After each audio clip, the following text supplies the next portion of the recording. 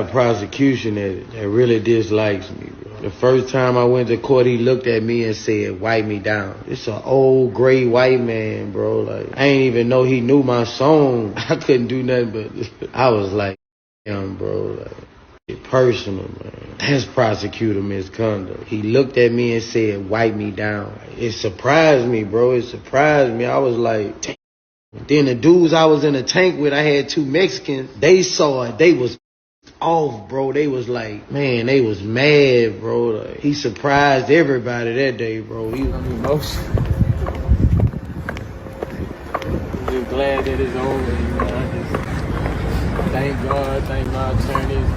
Yeah. Just ready to go cross seas. I'm finna take a vacation. This really was a bump in my life, and I done made it over that bump. Now it's time to enjoy my happiness, you know? Yeah. Well, congratulations. Here y'all go. It's going around that he's been recharged, and it sounds like the feds did decide to recharge him because the Ninth Circuit had vacated the Duarte decision. Right. So the Ninth Circuit, after the dismissal, vacated the Duarte decision. They're going to hear it en banc in September. So I am frankly just shocked by the fact that the government decided to move forward with charges now, just given what's been going on and developing in Second Circuit case law around the country, including in the Ninth Circuit. They recalled the Duarte decision. They depublished it so that the entire Ninth Circuit, the court as a whole, can re-review it. I am not expecting a different decision. And if you look at what decisions are coming down from other circuits around the country, other circuits are in alignment with what the Ninth Circuit found. And I believe that ultimately the Supreme Court will be in alignment when the issue comes before them, probably in the next year or so.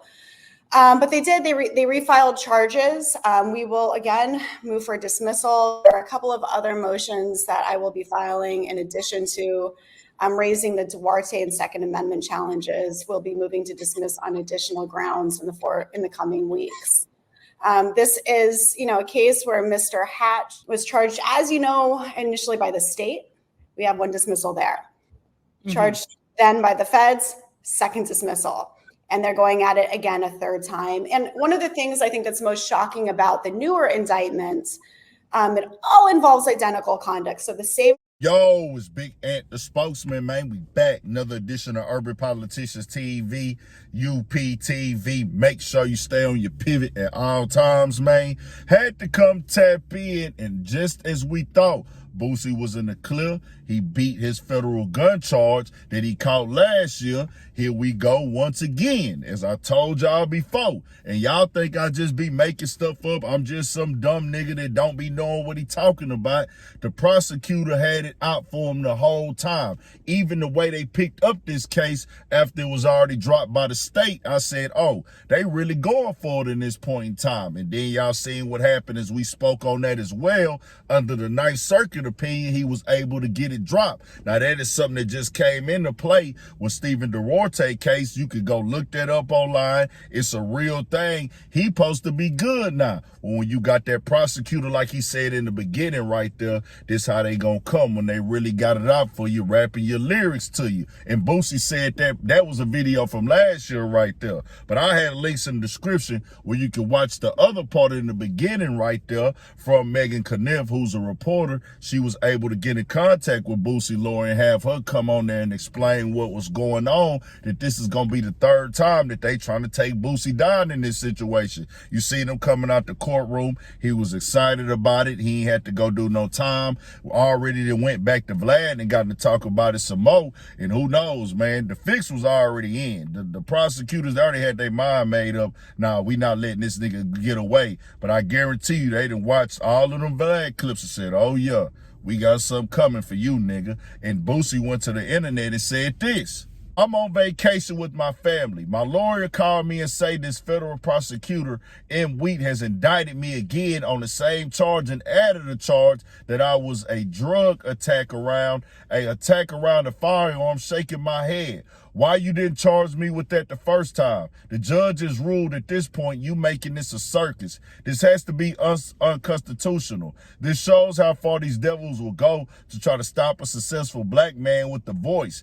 This man has a serious vendetta of hate against me. He wants to be a character in a movie. He just doesn't respect the courts. He racist and has no respect for the courts. If I wasn't Boosie, this would not be happening to me. The same man looked at me and said, wipe me down on my first court appearance. LOL, he's obsessed. I've never seen nothing like this in my dang life.